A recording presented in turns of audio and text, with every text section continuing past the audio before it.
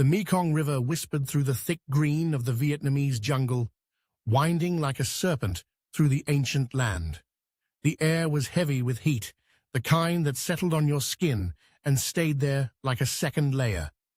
For Sergeant Jonathan Perry, it was the scent of smoke that always came first, that mix of charred wood, old sweat, and something else he could never quite name, something that clung to memory long after the mission was over. He was 32, older than most of the men in his squadron, with lines around his eyes etched deeper from watching too many friends die.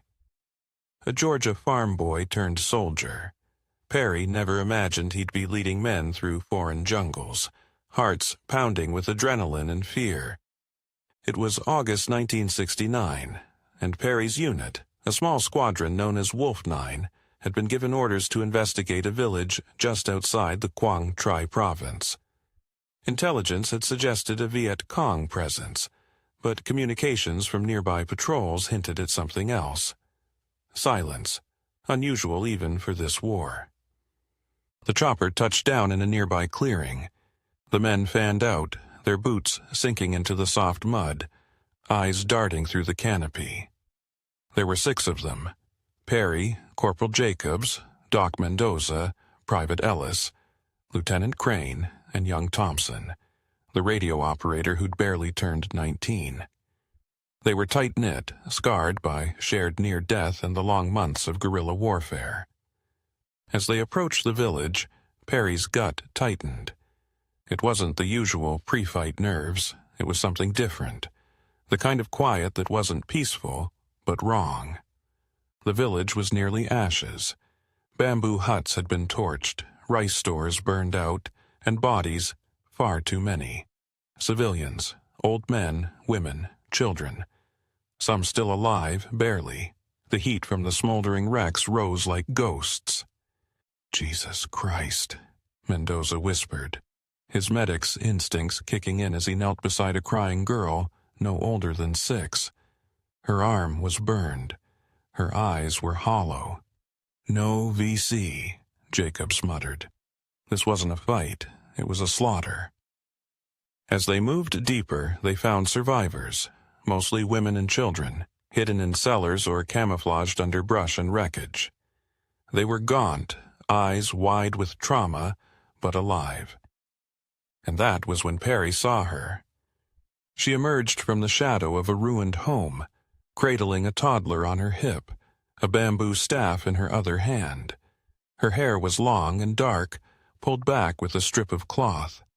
Her face was dirty, streaked with ash, but her eyes held steel. Her name was Nam. Nam was 27 and had lived in that village her whole life. Her husband had been conscripted into the ARVN, never returned. She was a schoolteacher once, back before the war came crashing in like a storm. Now, she was something else. Mother, protector, survivor. Perry spoke enough Vietnamese to offer food, water, help. She nodded but said nothing, only stared at him with that same hard gaze. It wasn't fear. It was judgment. "You gonna leave us like the others?" she asked finally, in slow English. "Or you just want to feel good saving someone?" Perry blinked. He wasn't expecting that. "No," he said quietly. "I just want to help." There was a long silence. Then, finally, she nodded. The squadron set up a temporary post on the edge of the village. Over the next 3 days, they distributed rations, helped bury the dead, and treated the wounded. Mendoza never slept, constantly moving between patients. Ellis and Jacobs stood watch. Thompson played harmonica for the children, his awkward smiles slowly earning trust. Perry spent time with Nam. At first, it was logistical, organizing supplies, coordinating aid. But soon it became more. In the stolen moments between chaos, they talked. About her village, about his home, about the things they missed. Laughter became less rare. Smiles, too. She taught him Vietnamese words he didn't know. He showed her how to mend torn uniforms. They worked together to build temporary shelters, their hands brushing, lingering longer each time. He told her about his mother's peach cobbler. She told him about her father's garden, the way it smelled after rain. One night, while fireflies blinked through the trees and the squad huddled around a dim fire, Perry found her sitting on the edge of the rice field. "You ever wonder," he asked, "what this all looks like after it's over?"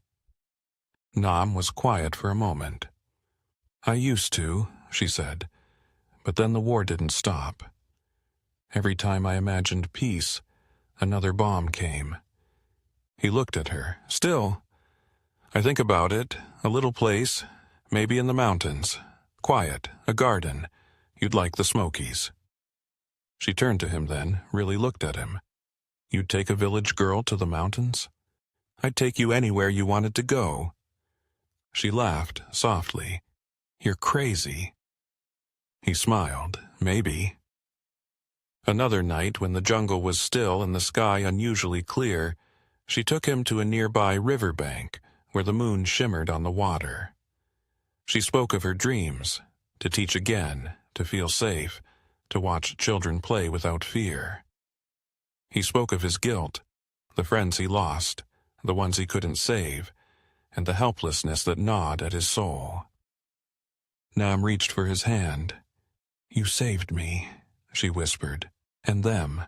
That matters." He squeezed her hand, afraid that if he let go, she'd vanish like mist. On the fourth night, she placed a flower behind his ear. A small, fragrant bloom, she said, brought luck. "Now you are half Vietnamese," she teased. "Does that mean I get to stay?" he asked.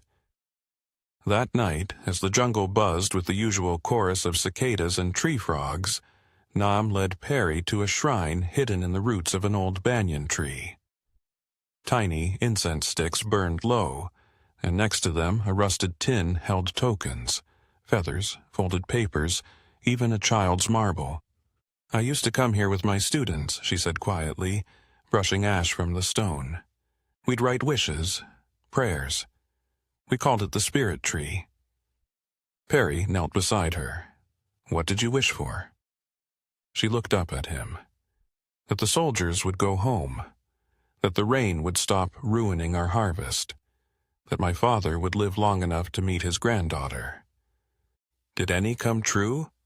"One. You came." His heart tightened. He didn't know what to say, so he offered silence, the kind that held space rather than filled it. They sat for a long while. Finally, Nam handed him a small square of rice paper and a charred stub of pencil. "Write one. For the tree." He hesitated. Then slowly, in crooked handwriting, he scribbled, "That peace finds her before war returns." Nam didn't read it. She didn't need to. On their final day, the mood was grim. The children sensed it. The women looked anxious. Nam, ever composed, moved like she was bracing for another storm. As the helicopter blades chopped the humid air, Perry moved through the crowd, checking on the wounded, giving quiet words to the children, delaying the inevitable. Nam stood at the edge of the clearing, arms crossed, hair pulled back tight. Her niece clung to her side. "You don't have to go," she said as he approached. "They can send another soldier." "You know I do." She looked away. "I knew before you said it." He reached into his pack and pulled out a notebook. Inside were hand-drawn pictures of the village, of her niece laughing, of the riverbank. "I want to remember this. Not the war. You." Nam blinked back tears. "Then come back. Not for the mission, for me." "I will. You'll see me again. I swear it." She stepped forward and kissed him. Firm, full of emotion, not shy or fleeting. "I've already seen who you are. Don't make me forget." As he lifted off with his squad, the last thing he saw was Nam holding the jade pendant between her hands, lips moving in silent prayer. She didn't answer, but her smile said more than words. The squad's orders came down on the 5th day, evac and extraction. Command had deemed the area unstable. There wasn't enough manpower to protect the village. They were pulling out. Perry protested. He tried every channel. The villagers would be defenseless. "We'll send a recon team next week," HQ said. "It's not our mission." "Damn it, these are people." "Understood, Sergeant. But that's an order." He went to Nam that night, heart heavy. "We're being pulled," he said. "We leave tomorrow." Her face was unreadable. "I figured," she said. "It always ends like this." "No," he said quickly. "Not for me. I'm coming back, I swear it." Nam looked at him for a long moment. "I want to believe you." "Then do, please." He leaned in, and for the first time, she didn't pull away. Her lips met his, soft and trembling, and in that kiss, a promise was sealed. The next morning, she placed a small fabric pouch in his hand. Inside was a jade pendant. "For protection," she said. "It belonged to my mother." "I'll bring it back to you," he said, voice thick. 3 weeks passed. Perry pulled strings. He called in every favor. Finally, he was granted a temporary reassignment. Humanitarian escort. His mission: accompany a convoy of civilians from Quang Tri to Da Nang for relocation. He found the village again, reduced even more than before, but Nam was there. She had stayed, waited. She had believed. They loaded the survivors into trucks. She sat beside him, the toddler on her lap. Her niece, she told him, orphaned now. He held the wheel with one hand, her hand with the other. At the relocation center in Da Nang, she was offered placement. He pulled more strings. Visas, paperwork, it took months. But in early 1971, when Perry's final tour ended, she stood beside him at Tan Son Nhut Air Base, wearing a borrowed coat and holding his hand tightly. A new life. America was loud, cold, confusing. Planes roared overhead, car horns blared, and everything moved too fast. Nam held tightly to Perry's hand as they stepped into the terminal at Travis Air Force Base. Her niece, Lan, pressed close to her hip. To her, California looked like another planet. Metal and glass instead of bamboo and clay. Strangers who spoke too fast and too loud. And skies that seemed too big, too empty. They took a train across the country. A 3-day journey filled with quiet stairs, crying children, and clacking wheels. Nam watched the land roll by. Flat plains, red barns, winding rivers that reminded her vaguely of the Mekong. Perry rarely let go of her hand. He read her signs, whispered what conductors were saying, bought her hot tea and white bread sandwiches she barely touched. When they finally arrived in his hometown, Blue Hollow, Georgia, it was late afternoon. The light was golden and warm, stretching across cornfields and pastures like an old friend. His parents waited at the station. His mother, Margaret, was stern but kind-eyed. His father, Carl, all calloused hands and quiet nods. Nam bowed low instinctively. Margaret blinked in surprise, then stepped forward and hugged her. That night, Nam sat at the dinner table staring at mashed potatoes and fried okra. Perry translated quietly, telling her what each dish was. She ate slowly, politely. Carl said little, but when Lan accidentally knocked over her glass, he simply handed her a napkin and patted her back. That moment made something inside Nam unclench. They were home. Not completely. Not yet. But it was a beginning. In the months that followed, Perry worked at the nearby VA hospital, helping fellow veterans with their trauma, paperwork, and rehab. Nam took English classes at the community center and started volunteering at the library. Lan enrolled in first grade, clinging to Nam's side on the first day, but returning home beaming after discovering chocolate milk in the lunch line and a teacher who praised her drawings. Still, life wasn't easy. The town was small. People whispered. A few called Perry traitor behind his back. Others gave Nam curious looks, unsure how to categorize her. Not white, not black, not from here. At the grocery store, a woman once muttered, "We fight a war and bring back their women?" Nam didn't understand the words, but she felt the coldness in the woman's eyes. Perry heard. He turned, jaw tight, and simply said, "She's my wife. Show some respect." The woman walked away. That night, Nam sat on the porch swing, silent. "You regret coming here?" Perry asked softly. Nam shook her head. "No, I just didn't know I'd have to fight again." He nodded, slipped his arm around her, and they rocked in silence until the stars appeared. By the end of their first year, things softened. Neighbors saw how hard Nam worked, how polite she was, how sweet Lan had become. The whispers lessened. Margaret taught Nam how to make apple pie. Nam taught her how to grow lemongrass and ginger in the backyard. Perry built raised beds so Nam could have her own garden. Cucumbers, basil, and morning glories began to take root. In 1973, Nam began teaching ESL classes at the local church. She helped new immigrants, mostly Cambodians and Vietnamese, navigate paperwork, learn vocabulary, and deal with loneliness. She became a bridge between two worlds.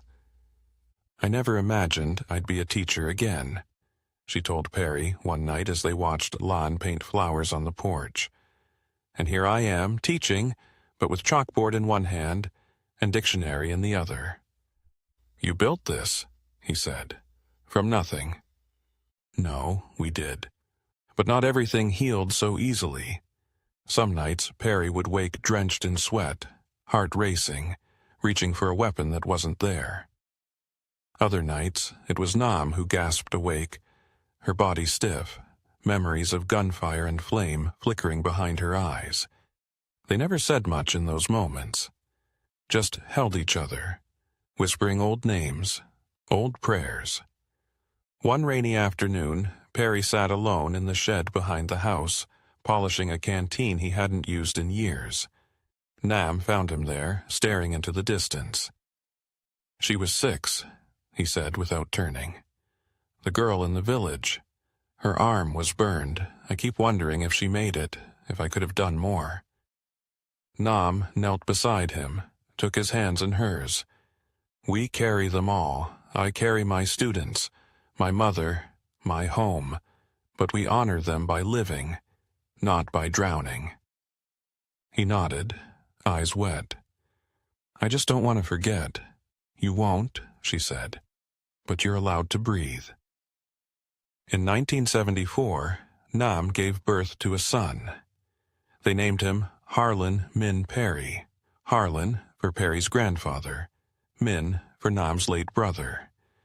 He had Nam's dark eyes and Perry's wide smile. 2 years later, they had a daughter, Lily. Wild-haired and curious, she asked a million questions before breakfast. Life, like the garden, grew. On weekends, Perry grilled on the back porch while Nam braided Lily's hair, and Lan taught Harlan to catch fireflies. They visited the mountains once, smoky and vast, just like Perry had promised. Nam cried when she saw the view, said it reminded her of Dalat. That night, they lit a candle and said prayers for those they left behind. Every year, on the anniversary of the village raid, Nam would sit by the spirit tree they planted in their backyard. A tiny wooden shrine sat at its base. She'd light incense, whisper old names, fold tiny paper cranes. One year, Lan joined her and asked, "Do you miss it?" Nam smiled. "I miss who I was there. but I'm proud of who I am here." In time, the town stopped seeing her as the Vietnamese woman, and began seeing her as Mrs. Perry, the kind teacher, the thoughtful mother, the woman with the calming voice who helped so many start over. When Lon graduated high school, she gave a speech about second chances. "My mother gave me a second life. My father showed me what kindness can do. Together, they taught me that family isn't where you start, it's where you build." Nam wept. So did Perry. In their old age, Perry and Nam still sat on the porch swing, watching the grandchildren chase butterflies through the garden. The jade pendant still hung near the door, polished by time, a symbol of survival, of love, of the promise kept. And some nights, when the fireflies blinked in the dark and the breeze carried the scent of jasmine and old wood, Perry would take Nam's hand and whisper, "I told you I'd take you to the mountains." And she would smile and reply, "You took me even further."